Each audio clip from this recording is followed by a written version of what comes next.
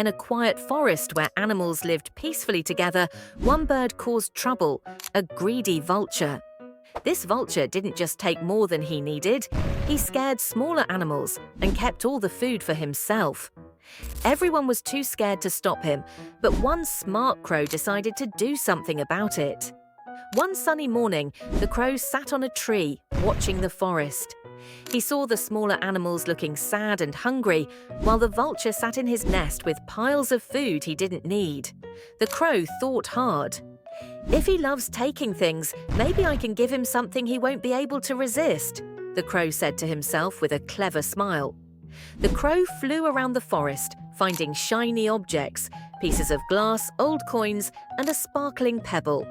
He placed them in a line, each one leading deeper into the forest. At the end of the trail, he put a big, shiny stone inside a hollow log filled with sticky sap. It was a trap, and the vulture wouldn't know until it was too late. Later that day, the vulture noticed the first shiny object near his nest. His eyes lit up with greed. "Treasure! For me!" he said, swooping down to grab it. Then he saw another and another. The vulture couldn't believe his luck. He followed the trail, picking up every shiny thing along the way. Finally, he saw the big, shiny stone glowing in the sunlight. The vulture grabbed at the stone without thinking, but as soon as his beak touched it, he realized something was wrong. The stone was stuck, and now so was his beak. The sticky sap trapped him, and no matter how hard he flapped or pulled, he couldn't get free. The crow, watching from a tree, called out with a smile, "What's wrong? Didn't expect the treasure to fight back?" "Help me get out of this," the vulture shouted. The crow tilted his head as if he was thinking. "I could help," he said, "but only if you promise to stop being greedy and start sharing with everyone." The vulture didn't like the idea of sharing, but he couldn't free himself. He had no choice. "Fine," he said, grumbling.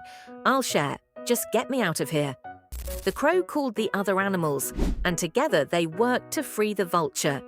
It took a lot of effort, and the vulture felt embarrassed as the smaller animals helped him.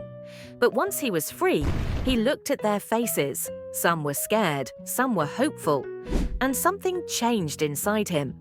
From that day, the vulture kept his promise.